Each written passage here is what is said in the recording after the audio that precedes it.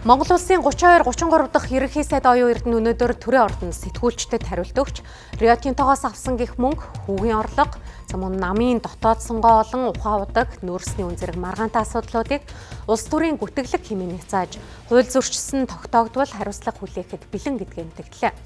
Мөн Монгол Ардын намын их хурлын үеэр аль нэг талд хүчтэй нөлөөлөхгүйгээр зөвшөлдсөөл эвнэгдлийг барьж ажиллахаа илэрхийллээ.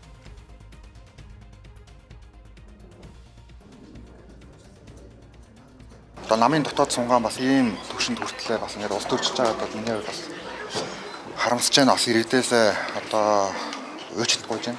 Ер нь бол одоо босон асуудал нэг цүнх авсан. За нэг бөгж авч өгсөн гэдэг л одоо асуудал ингэтлээ их улс төрсөн. Нийтийн эрх ашигын өмнөөс гал аваад ийм том одоо сэдвүүдтэй тулж явах бол хувь нэмд их ядаргаатай юм билээ.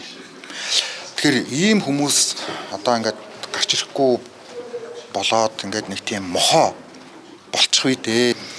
Ажил хийж байгаад ингээд нэг буусан хүнээ одоо нэг сайн зодож кайф авдаг.